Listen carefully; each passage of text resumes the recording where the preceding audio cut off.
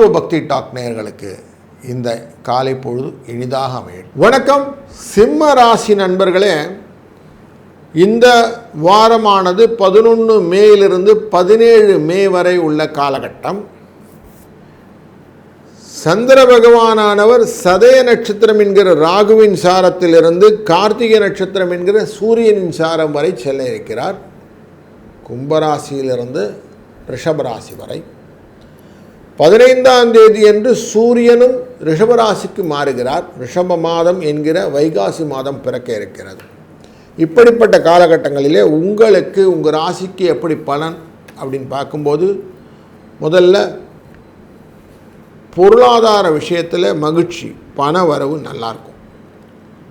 வீண் செலவுகள் எதுவும் வராது, அதுவே நமக்கு நல்லது. செலவு இல்லைனாலே வரவு. நிறைய நண்பர்களை பார்த்து ஆதாயத்தை பெருக்கிக் கொள்ளக்கூடிய சூழ்நிலைகள் உண்டு.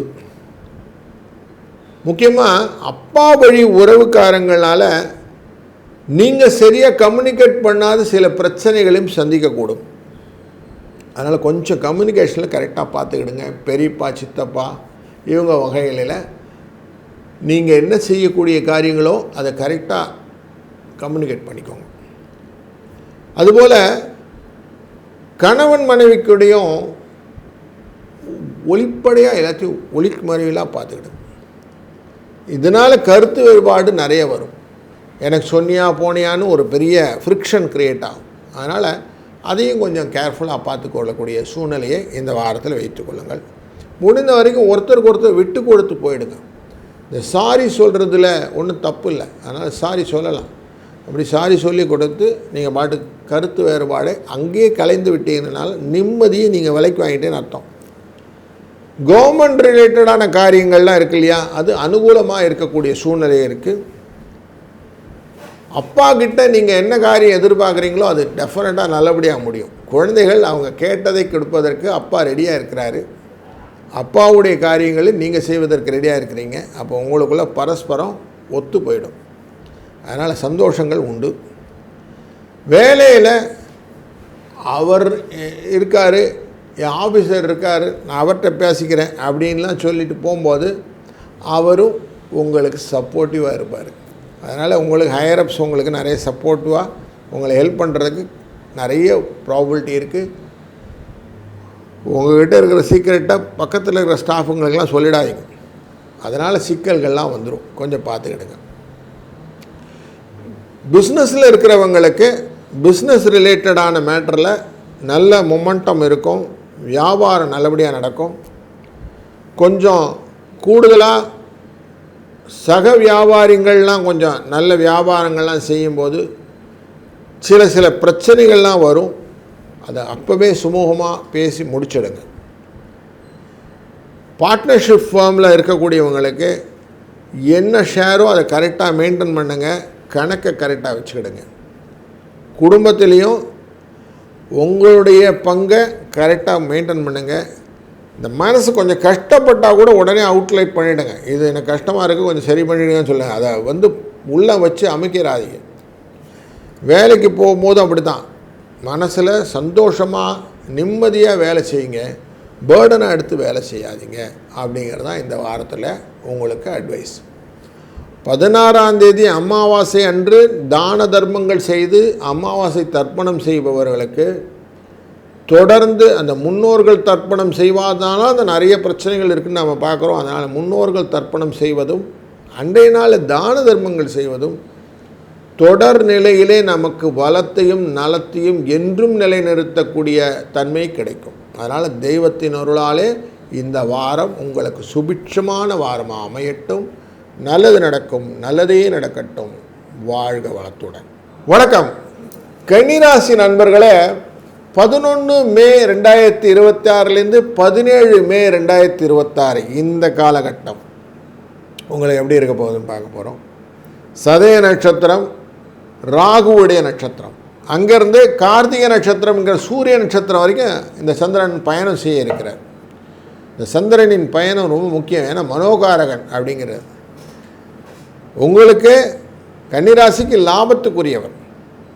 அப்படி அவர் பணம் அப்படிங்கிற விஷயத்தை பார்க்கும்போது திருப்தியாக இருக்கக்கூடிய சூழ்நிலையை கொடுத்துருவார். தைரியமாக சொல்லலாம் திருப்தியாக இருக்கலாம் அப்படின்ட்டு. அதுலேயும் 9ஆம் இடத்துல சூரியன் மூவ் ஆக போகிறார் 15ஆம் தேதி அன்றைக்கி. அதனால் வீண் செலவு எதுவும் ஏற்படாமல் பார்த்துப்பார், கவலைப்படாதீங்க. சிலருக்கு எதிர்பாராத பண வரவெல்லாம் கிடைக்கும். அதனால் சந்தோஷம் நிறைய இருக்குது, கவலைப்படாதீங்க, பணம்லாம் நிறையா வரும். சிப்ளிங்ஸ் வழியில் நிறைய கருத்து வேறுபாடு, அவங்கள உறவு அப்படிங்கிற விஷயத்தில் கசப்பு உணர்வுகள் நிறைய வரும். சுமூகமான உறவாக மாற்றிக்கொள்றதுக்கு கொஞ்சம் டைலாக்ஸ் நிறைய பேசணும். பேசி அதை அங்கேயே ஆஃப் பண்ணி ஒருத்தர் திருப்தி பண்ணி கொள்ளக்கூடிய சூழ்நிலையை கொண்டு வாங்க.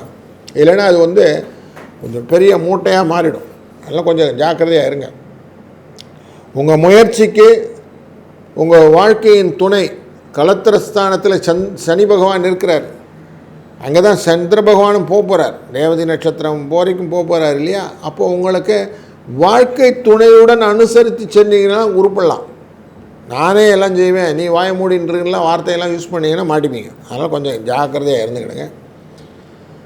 இந்த வெளியில் வாகனத்திலெல்லாம் போகும்போது எக்ஸ்ட்ராவாக கவனத்தோடு போங்க. அவசரங்கள்லாம் வேண்டாம். பயணங்கள் ஆதாயமாக தான் இருக்கும், ஆனால் அவசர கதியில் போகும்போது ஆபத்தாக மாறிவிடும். கடினமாக உழைக்கணும். இந்த வாரம் நிறைய உழைப்பை கொடுக்கணும்.